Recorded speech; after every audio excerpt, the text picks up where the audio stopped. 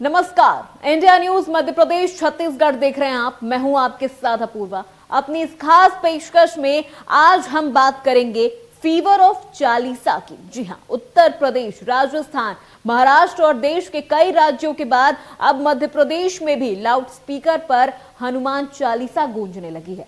देश भर में चल रहे अजान और लाउड स्पीकर विवाद के बीच भोपाल में बीजेपी नेता महेंद्र राठौड़ ने सुबह 4 बजे साउंड सिस्टम पर हनुमान चालीसा का पाठ चलाया। इधर इंदौर में मॉर्निंग वॉक के दौरान सुबह सुबह लोग पार्क में हनुमान चालीसा का पाठ करते नजर आए, जिसका वीडियो भी वायरल हो रहा है। मतलब साफ है कि अब देश के अलग अलग राज्यों के बाद अब एमपी में भी हनुमान चालीसा का फीवर चढ़ रहा है। आज उसी मुद्दे पर करेंगे हम चर्चा।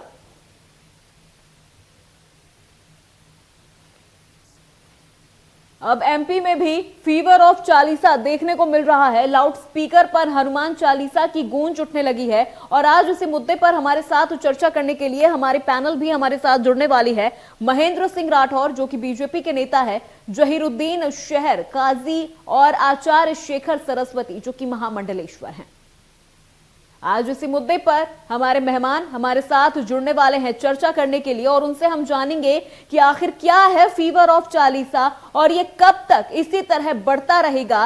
पहले उत्तर प्रदेश, राजस्थान और अब मध्य प्रदेश में भी फीवर ऑफ चालीसा देखने को मिल रहा है। लोग मॉर्निंग वॉक करने जा रहे हैं और हनुमान चालीसा का पाठ कर रहे हैं। इंदौर में मॉर्निंग वॉक के दौरान लोग हनुमान चालीसा का पाठ करते नजर आए और अब एक बार फिर से ये हनुमान चालीसा का और फीवर ऑफ चालीसा अब एक बार फिर लोगों पर चढ़ने लगा है। ये एक बार फिर विवाद उठने लगा है। सुबह 4 बजे हनुमान चालीसा का पाठ किया जा रहा है, वो भी लाउड स्पीकर लगा के।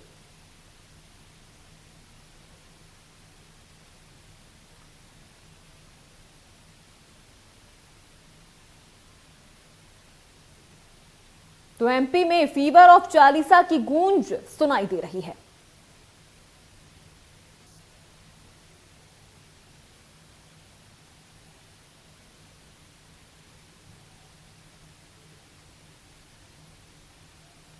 आपको बता दें, इंदौर में मॉर्निंग वॉक के दौरान लोगों ने पार्क में हनुमान चालीसा का पाठ किया। तस्वीरों में भी आप देख सकते हैं किस तरह से लोगों ने हनुमान चालीसा का मॉर्निंग वॉक के दौरान पार्क में बैठकर ये पाठ किया है और जिसका अब वीडियो भी वायरल हो रहा है। सोशल मीडिया पर काफी तेजी से ये वीडियो वायरल होता नजर आ रहा है।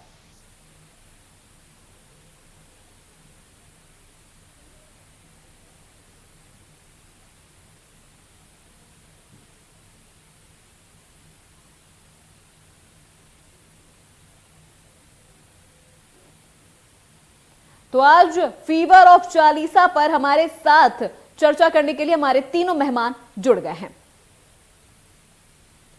तो आपको बता दें कि फीवर ऑफ चालीसा एक बार फिर मध्य प्रदेश में भी देखने को मिल रहा है। बीजेपी नेता महेंद्र सिंह राठौड़ ने कल अपने घर लाउड स्पीकर लगाकर 4 बजे हनुमान चालीसा का पाठ किया। सबसे पहले सर, मैं आपसे आपके पास ही आती हूं, ये सियासत की चालीसा है या धार्मिक चालीसा है?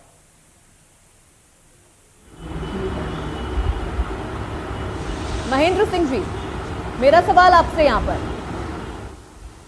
आपको मेरी आवाज आ रही है? पहले तो मैं आपका इंडिया न्यूज का स्वागत करता हूं। जी, हम भी आपका बहुत स्वागत करते हैं सर।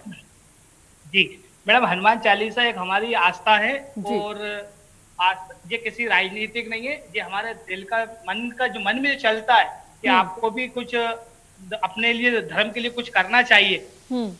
तो मुझे इतना अज्ञात लगा तो मैंने सुबह उठ के 4 बजे हनुमान चालीसा का पाठ करा। स्पीकर लगा के सर, लाउड स्पीकर लगा के? लाउड स्पीकर लगा के करा है, जिससे लोगों को अज्ञात कराया गया है कि अपने धर्म के प्रति आप सबको जागरूक होना चाहिए। जैसे और भी अपने धर्म के लिए हैं, तो अपन क्यों अपने धर्म के पीछे रहें। मतलब इससे पहले आपको हनुमान चालीसा की याद नहीं आई थी? इससे पहले आपको नहीं लगा था कि लोगों को जागरूक किया जाए? अजान जब शुरू हो गया सर, उसके बाद आपने स्पीकर लगाया, उसके बाद आपने लोगों को जागरूक करना शुरू किया? अजान से कोई मुझे इस पे मतलब नहीं है। ये हमारे धर्म की बात है और हम लोग इसको है ना हनुमान मंदिर के इधर भी सुंदर पाठ कराते रहते हैं। हर शनिवार लॉकडाउन में नहीं करा पाए थे, उसको हम लोग शनिवार मंगलवार को न्यू मार्केट हनुमान मंदिर खेड़ापति टापन टाउन पे हमेशा कराते हैं जी। ठीक है, ऐसा नहीं ऐसा कुछ नहीं। ठीक है सर, अब सीधे मैं यहाँ रुक करती हूँ आचार्य शेखर जी का। सर, यहाँ पर आपत्ति क्यों जताई जा रही है? अगर जैसा कि महेंद्र सिंह राठौर का कहना है कि ये धर्म की बात है, तो इन धर्म की बातों पर तो आपत्ति बिल्कुल जतानी ही नहीं चाहिए। इन चीजों को तो बढ़ावा देना चाहिए। सबको अपनी अपनी धार्मिक स्वतंत्रता का अधिकार है। जय महाकाल जी। हनुमान चालीसा का पाठ करना और कोई अपराध नहीं है। सभी लोग करते हैं, लगभग 90 लाख सनातनी करते हैं, 90 करोड़ सनातनी करते हैं जी। परंतु एक धार्मिक स्थल से मुस्लिम समुदाय के द्वारा मीनार पर चढ़कर 8-8 माइकों को बजाया जाना कहां तक सही है? सुप्रीम कोर्ट का आदेश लाउड स्पीकर पर नहीं करना है, क्योंकि बच्चों की सुबह पढ़ाई होती है, जिनको हृदय रोग है उनके लिए घातक होता है, साधु संत पूजा पाठ करते हैं, सबको डिस्टरबेंस होता है जी। उसमें अवरोध उत्पन्न होता है और आप लोग मानते नहीं हैं। इसलिए हनुमान चालीसा का एक स्वरूप सामने आया। घर घर से, गली गली से लाउड स्पीकर चालू होंगे। हमारे यहाँ भी आश्रमों में लाउड स्पीकर अब चालू करेंगे, खरीदेंगे। उज्जैन में हर घर में चलेगा, क्योंकि आप लोग समझते नहीं है। मीनार को इसलिए बनाया गया था कि अरब में पहले माइक की व्यवस्था नहीं थी, लाउड स्पीकर व्यवस्था नहीं थी, तो जो मौलाना होते थे उस पर चढ़कर सबको उठाया करते थे। अभी बिजली है तो लाउड स्पीकर चालू कर ले, या तो मीनार खत्म करो या लाउड स्पीकर खत्म होना चाहिए। हनुमान चालीसा का अर्थ है कि सबके लिए विश्व का कल्याण की भावना रखना। आप लाउड स्पीकर से अजान जो करते हैं उसका अर्थ क्या है? हिंदी में बोल के सुनाइए आप एक बार, किसके बारे में आप करते हैं? हम तो विश्व कल्याण की भावना से बात करते हैं। सबका कल्याण हो, विश्व का कल्याण हो, प्राणियों में सद्भावना हो, इस तरह की भावना रखते हैं। अगर जो लोग जिस भावना से लाउड स्पीकर पर आचार्य शेखर जी, मैं यहाँ सीधे रुक करती हूँ जहीरुद्दीन जी का। सर, यहाँ पर आपने आचार्य शेखर जी को भी सुना, आपने महेंद्र सिंह राठौर को भी सुना। क्या अजान को लेकर और जिस तरह से हनुमान चालीसा लाउड स्पीकर पे बजाई जा रही, इन सब चीजों को लेकर आपकी क्या प्रतिक्रिया, आप कैसे देखते हैं इसे? आप सबका इस्तेमाल है और मेरा ये मानना है कि अजान तो आपने देखा होगा कि एक वक्त के साथ मुतय्यन है और अजान जब भी होती है उसका एक वक्त मुतय्यन होता है और ज्यादा से ज्यादा 2-2.5 मिनट में अजान पूरी कर ली जाती है। दूसरी बात यह है कि हमारे हर मस्जिद में अजान देने का मकसद ये होता है कि उस मस्जिद से मुताल्लिक लोग जो मुस्लिम समाज के लोग हैं उन तक आवाज पहुंच जाए, दावत हो जाए कि नमाज का वक्त हो जाए, वो आके नमाज पढ़ लें। इतना सा मकसद है हमारा। लेकिन यहाँ पर जहीरुद्दीन जी, जैसा कि आचार्य शेखर ने कहा, विश्व कल्याण की बातों का यहाँ पर उन्होंने जिक्र किया, तो क्या अजान में विश्व कल्याण की बातें नहीं होती? एक बार आप इसका मतलब हमें बता दें। जिस तरह से विश्व कल्याण की बातें यहाँ पर आचार्य शेखर जी ने कही, आपकी क्या इस पर राय है? जाता है, देखिए अजान के 4-5 लफ्ज हैं अलग अलग। जैसे 4 बार अल्लाह अकबर कहा जाता है तो उसका तर्जुमा होता है हिंदी उर्दू में हम कहें तो अल्लाह बड़ा है सिर्फ। उसके बाद में एक लफ्ज होता है अशहदु अल्ला इलाहा इल्लल्लाह, कि अल्लाह के सिवा मैं गवाही देता हूँ कि अल्लाह के सिवा कोई माबूद नहीं। दूसरा अशहदु अन्ना मोहम्मद रसूलुल्लाह, तो मोहम्मद सल्लल्लाहु अलैहि वसल्लम जो हैं तो हम ये कहते हैं कि मुसलमानों से कि अल्लाह के रसूल हैं, मोहम्मद जो हैं वो अल्लाह के रसूल हैं, इसकी शहादत है। इसके बाद में एक लफ्ज आता है हय्या अलस्सलाह, उसका मतलब है आओ नमाज के लिए। फिर एक लफ्ज आता है हय्या अल फलाह, तो उसको कहते हैं आओ कामयाबी के लिए। फिर अल्लाह अकबर कहते हैं अल्लाह बड़ा है, ला इलाहा इल्लल्लाह, अल्लाह के सिवा कोई बात के लायक नहीं। हमारा कोई मकसद नहीं है, नमाज को सिर्फ हम उनको आबाद इबादत के लिए बुलाने के लिए कहते हैं और उसके लफ्ज तर्जुमा ये है। इसलिए हिंदी में किताब मिल जाएंगी, हिंदी में अनुवाद कर लें, कल्याण और विनाश ऐसा कुछ नहीं है जी। ठीक है जहीरुद्दीन जी, यहाँ पर आचार्य शेखर का सीधा सवाल था, क्या अजान में विश्व कल्याण की बातें होती हैं या नहीं? नहीं, ऐसी कोई बात नहीं है। कामयाबी की बात होती है और नमाज पे बुलाने की बात होती है उसमें। और मोहम्मद सल्लल्लाहु अलैहि वसल्लम को नबी मानने की बात होती है, मोहम्मद अल्लाह के रसूल हैं और अल्लाह बड़े हैं, बस अल्लाह की बड़ाई बयान की जाती है। इसके आगे किसी को गलत मैसेज जाता है वो ठीक नहीं है और किसी भी मजहब के खिलाफ या किसी भी मजहब को इसमें नीचे दिखाना कोई मकसद नहीं है। और अजान आज से नहीं है, मजहब इस्लाम जब से हुआ है, जब से नमाज शुरू हुई है, जब से अजान दी जाती है। और अजान का वक्त जो है वो 2, 2.5 और ज्यादा 3 मिनट का है, इससे ज्यादा अजान में वक्त नहीं लगता है। नमाज पढ़ते हैं वो जरूर मस्जिद के अंदर पढ़ते हैं, उसमें 15 मिनट, 20 मिनट, 10 मिनट जो भी इमाम साहब पढ़ा दे होती है नमाज होती है, वो मस्जिद के अंदर का मकसद है। लेकिन अजान में हमें 2 मिनट, 3 मिनट होते हैं, वो भी हर कभी नहीं दे सकते। अभी आप कहो दिन में 12 बजे अजान दे, तो हमारे यहाँ वक्त नहीं होता, अजान नहीं देते 12 बजे। जो अजान का वक्त है, नमाज का वक्त होगा, जब भी अजान दी जाएगी, हर कभी अजान नहीं देते हम जी। लेकिन अब तो ज़हीरुद्दीन जी यहाँ पर कोर्ट का भी आदेश आ गया है, आप कोर्ट के आदेश को किस तरह से देखते हैं, क्या पालना कर रहे हैं आप उसकी, और क्या प्रतिक्रिया है आपकी? देखिए, कोर्ट का जो आदेश आएगा उसका हमने हमेशा हर मुस्लिम समाज ने कोर्ट के आदेश को माना है। जो कोर्ट का आदेश आएगा उसको हम सराहनीय देंगे, जो जायज काम है उस तरीके से करा जाएगा। जी ठीक है। आचार्य शेखर जी, यहाँ पर ज़हीरुद्दीन जी ने जिस तरह से विश्व कल्याण की भी बातें उन्होंने बताई कि अजान में सारी तरह की चीजें होती हैं, सारे मजहब को हम एक साथ करके देखते हैं, और अजान के लिए उन्होंने कहा कि 2.5 से 3 मिनट का ही वक्त होता है ज्यादा से ज्यादा। क्या आपकी राय है इस पे कि विश्व कल्याण की बातें तो अजान में भी होती हैं? किसी को मारने के लिए 2.5 मिनट बहुत होते हैं मैडम। सर, और इसमें रही मारने वाली बात बात विश्व कहाँ से कल्याण आ की, गई? तो जी, इसमें मारने वाली बात कहाँ से आ गई? जिनको हृदय रोग है, नहीं, मेरी बात सुनिए पहले।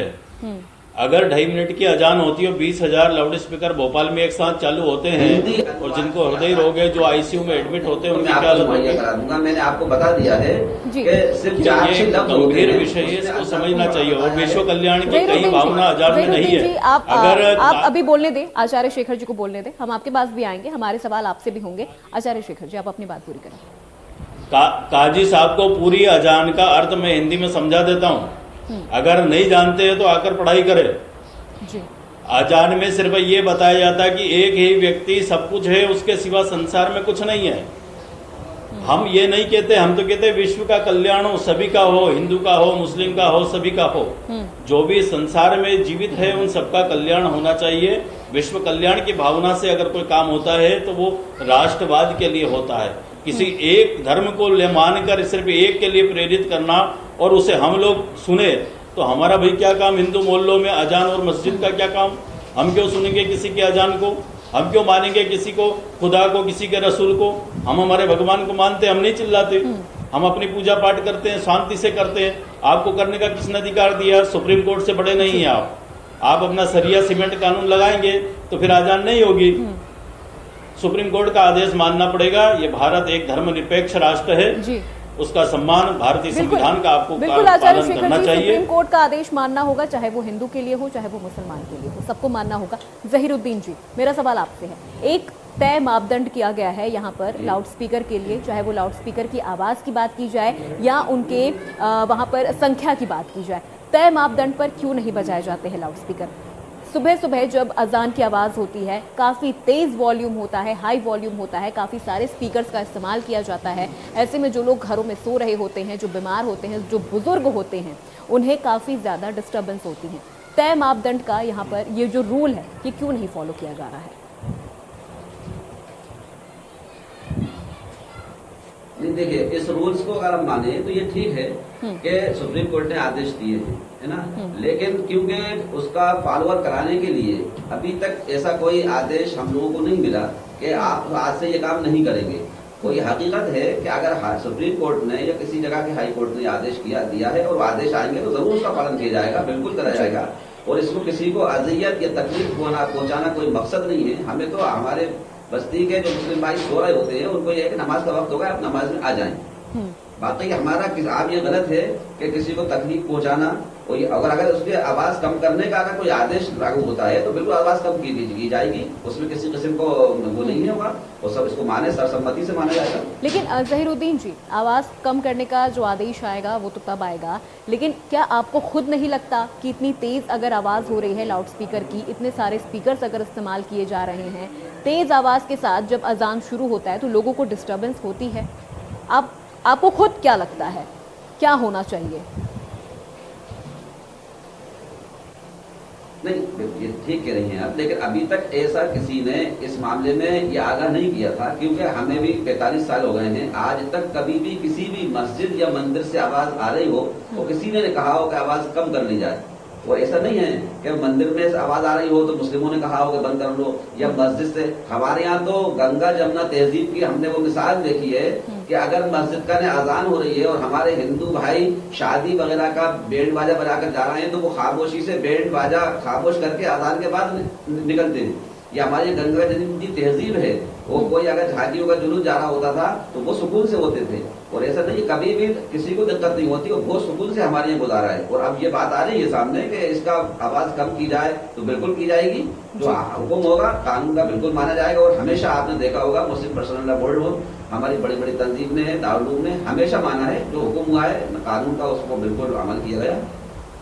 जी, आचार्य शेखर जी, आपने ज़हीरुद्दीन जी को सुना। उनका कहना है कि अगर सुप्रीम कोर्ट का आदेश आता है पालन किया जाएगा, जो तय मापदंड है उसके हिसाब से भी लाउड स्पीकर को बजाया जाएगा, अजान शुरू किया जाएगा। क्या प्रतिक्रिया है, क्या राय है आपकी? सऊदी अरब में लाउड स्पीकर पर अजान नहीं होती, नमाज नहीं पढ़ी जाती है। इस्लाम का सबसे बड़ा जो केंद्र है वहां पर ये सब अलाउ नहीं है। चाइना में अजान नमाज अलाउ नहीं है, जापान में नहीं है, रसिया में नहीं है। सिर्फ भारत में ही धर्मनिरपेक्षता के आधार पर सबको परेशान करने का एक साधन बनाए रखा है। अगर अजान सबके लिए शांति का काम करती या विश्व कल्याण की भावना होती तो 1989 में कश्मीर से माइक पर चिल्लाकर बोला गया कि कश्मीरी पंडितों को बाहर भगाओ और उनका कत्लेआम प्रारंभ कर दिया गया था। क्या ये विश्व कल्याण की भावना थी? मैं जानना चाहता हूं, क्या काजी साहब बताइए, आप क्या विश्व कल्याण की भावना रही थी? खरगोन में दंगे अजान होने के बाद ही प्रारंभ हुए थे। ठीक है ज़हीरुद्दीन जी, राजस्थान में दंगे अजान होने के बाद हुए थे। कई सवाल है यहाँ पर उनके आपसे। कहाँ विश्व कल्याण की भावना थी? ठीक है आचार्य शेखर जी। ज़हीरुद्दीन जी, आपने आचार्य शेखर को सुना, कई सवाल है उनके आपसे। क्या फरमाना है सर आप? क्या फरमाया आपने? आचार्य शेखर जी, क्या फरमाया आपने? एक बार दोबारा आप अपने सवालों को दोहरा दें। मैं ये बताना चाहता हूं कि विश्व कल्याण की बातें लाउड स्पीकर से अजान के माध्यम से होती है, तो 1989 में कश्मीर में जो अजान हुई थी मस्जिद से हुई थी, उसमें पंडितों को, कश्मीरी पंडितों का कत्लेआम प्रारंभ करने की बात कही थी। क्या विश्व कल्याण की भावना थी उसमें? क्या खरगोन में दंगे हुए उसमें विश्व कल्याण की भावना थी? नहीं, ये गलत है। ये क्या राजस्थान में दंगे हुए उसमें विश्व कल्याण की भावना रही थी? नमाज के बाद, ये बिल्कुल नहीं है। अजान होने के बाद, अजान अगर मस्जिद से निकल नमाज के लिए गया तो मारा गया, विश्व कल्याण की भावना है, ये गलत बात, इसको बिल्कुल नहीं है। और हमारे यहाँ तो ईद का दिन बड़ा त्योहार माना जाता है, और ईद के दिन हमारे यहाँ परशुराम जयंती जब निकली तो हम मुसलमान भाइयों ने फूल बरसाए ईद के बाद, जबकि ईद पे हम अपनी ईद में मशगूल थे, जश्न मना रहे थे। लेकिन जब परशुराम की हमारे यहाँ वो निकली तो हमारे यहाँ फूल बरसाए गए मुसलमानों की तरफ से। हम तो बिल्कुल गंगा जमुना तहजीब की तरफ लेकर चलने वाले लोग हैं।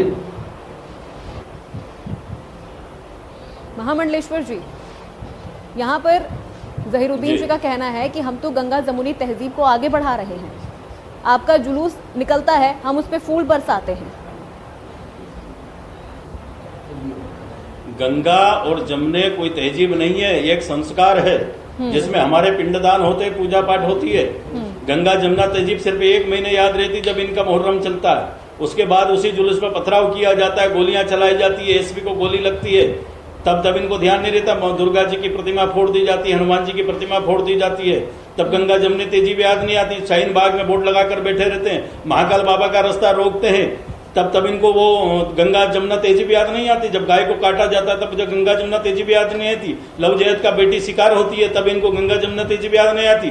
जब इनके ऊपर कोई बात आती है मस्जिद और मदरसों के ऊपर, तब गंगा जमुनी तहजीब याद आ जाती है। आतंकी कहीं का भी वो दुनिया में आतंक करे और पकड़ा है हमारे हिंदुस्तान में, तो वो गंगा जमुना तहजीब नहीं है।